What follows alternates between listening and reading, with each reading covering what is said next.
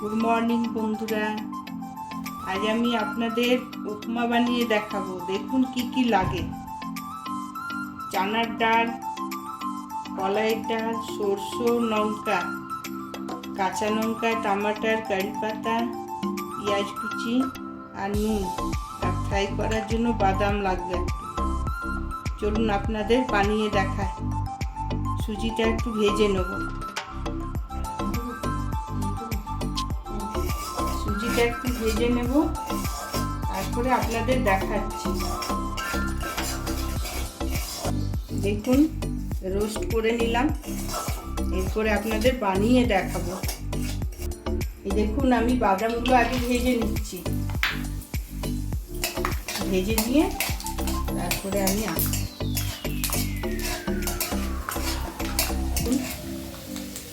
ভেজে নিলাম। এই দেখুন দুটো শুকনো লঙ্কা দিলাম, সর্ষে দিলাম, চানার ডাল দিলাম, কলাইয়ের ডাল দিলাম, কারি পাতা দিলাম,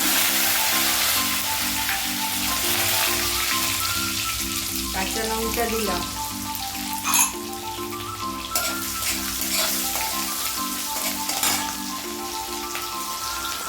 পেঁয়াজটা দিয়ে একটু ভেজে নেব।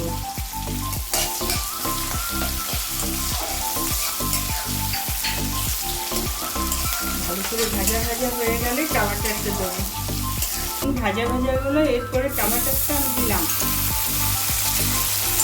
টমাটারটা ভালো করে ভেজে নুন দেবো। নুন দেওয়ার পর জল দিয়ে দেবো।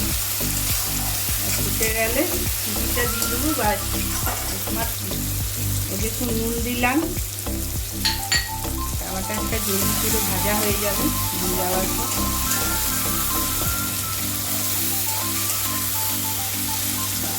এই দেখুন জল দিয়ে দিলাম। ভালো করে ফুটে গেলে 2 মিনিট মশলা, 2 মিনিট পর আসবে। এই দেখুন ঢাকাটা দিলাম, ফুটে। এই দেখুন সুজিটা দিলাম।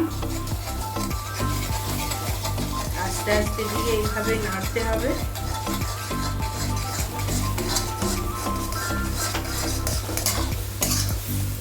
ভালো করে নেড়ে শুকনো শুকনো করে নামিয়ে নেব।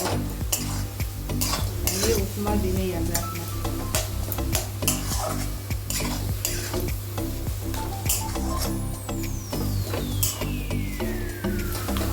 উপমাটা বেনে গেছে।